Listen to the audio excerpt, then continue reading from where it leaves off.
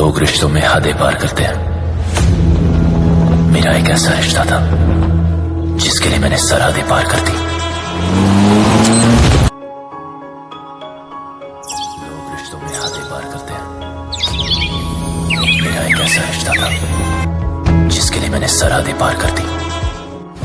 मुझ पे आती तो मैं छोड़ देता हूँ, मेरे भाई पे आती तो मैं फोड़ देता हूँ। जब भी हम मुश्किल में होते थे हम चिल्ला के उसे बुलाते थे।